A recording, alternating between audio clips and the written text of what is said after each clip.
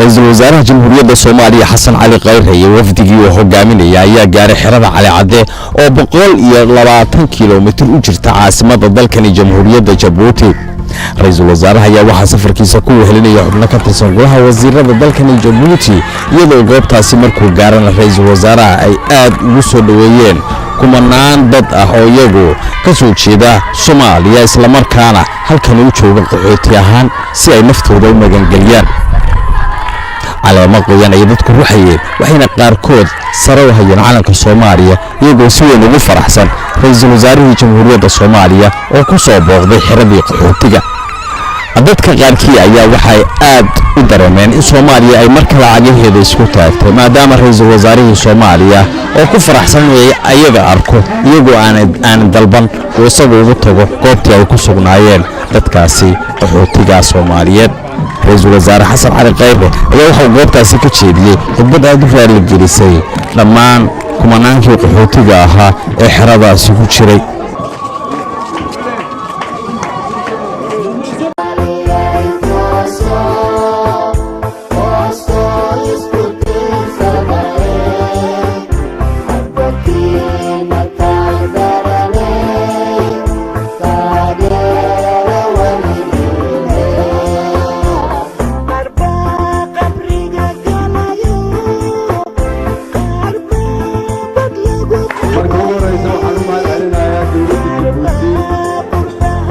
shacabka iyo madaxdaba oo ugu horeeya madaxweyne Ismaaciil Umar Geele oo idin ogolaaday inaad si nabad ah sharaf leh aad uga mid noqotaan dadka reer Cali Cadde iyagoo idinku soo dhaweeyay gacmo furan walaaltinimada ay idin muujiyeenna ay idin la qaybsadeen intii yareed oo ay haysteen. waxaan leenahay way mahadsan yihiin dowladda uu hogaamiyo madaxweynaheena Maxamed Cabdullaahi Maxamed Farmaajo sidaad ogtihiin waa dowladda shacabka maadaama ay tahay dowladda shacabka idinkuna tihiin qayb ka mid ah shacabka Soomaaliyeed idinka ayaa xaq u leh dowladnimada sidaas ayaan idinkugu imideen idin soo salaam. intaas ka soo waxaan rabaa inaan maanta idinkugu bishaareeyo sidii aan رئيس الوزراء النقضي وأنا مدحينه باللوني إن ذلك كشقينه تطبقنا الصومالية وذلك الدبديس كنا الله يا كسر لابت ذلك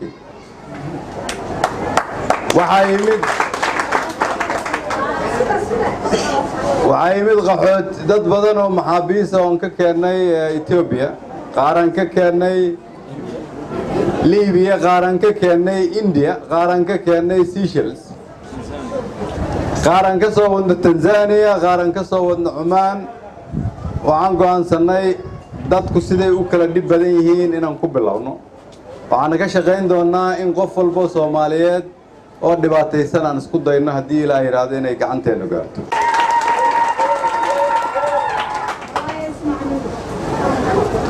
inta halkan aad joogtaan maadaama aad iskuulle haysataan waxaa la rabaa carruurtiina inaad iskuulle u dirtaan waayo dalkiina wuxuu marayaa meel wanaagsan mar dhowna waad ku soo noqon doontaan marka aad dalkiina ku soo noqotaana waxa la idinka rabaa carruurtiina inay leeyihiin xirfad si isla markiiba ula falgalaan dalka qaybna uga qaataan.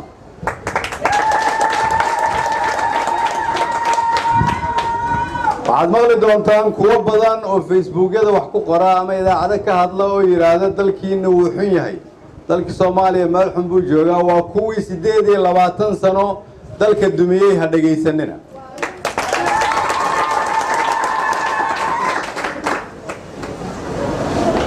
waxaan idinkugu imid anigoo ra'iisul wasaaraha Soomaaliyeed idinkoo qaxooti halkan Cali Cadde ku ah waxay tusaale ka tahay isbeddelka dalka Soomaaliyeed ku dhacay.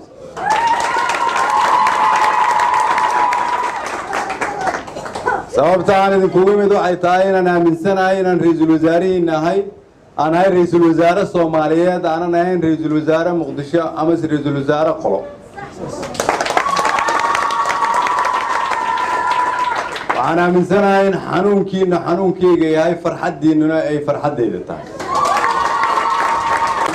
Soomaaliya way ka qiimo badan tahay 27 sano la soo dhaafay way ka sharaf weyn tahay sida hadda naloo yaqaan way ka macno badan tahay waxa ay dadka iyo dunida u garanayaan. waxaa soo socota Soomaaliya cusub oo adeertii adigu aad ku soo kortay ah. waxaan ku rajaynayaa ku qalbi fiicanahay hubaa ku niyad fiicanahay in mar kale la dhihi doono Soomaaliya waa dalka Afrika ugu horumarsan. waa mahadsantiin. wassalaamu calaykum. waa markii ugu horeysay ee ra'iisul wasaare madaxweyne ama wasiir Soomaaliya uu tago xerada Cali Cadde oo 120 kiiloomitir ku dhawaad u jirta caasimadda dalkan Jamhuuriyadda Jabuuti. tanna waxay muujinaysaa tallaabo cad oo shacabka Soomaaliyeed ay ku garan karaan in dawladoodu ay soo noqotay isla markaana dawladani ay tahay dawladii shacabkana looga baahan yahay inay taageeraan dawladooda. ra'iisul wasaaraha Jamhuuriyadda Soomaaliya Xasan Cali Khayre ayaa booqashadii ku yimid dalkan Jabuuti waxay si rasmi ah u soo gabagabowday galabta, waxaana uu dib ugu laabtay diyaarad gaar ah oo ra'iisul wasaaraha iyo wafdigii la socday siday. Mikael Cabdirashiid Bare, Radio Telefishinka Qaranka Soomaaliyeed, Jabuuti.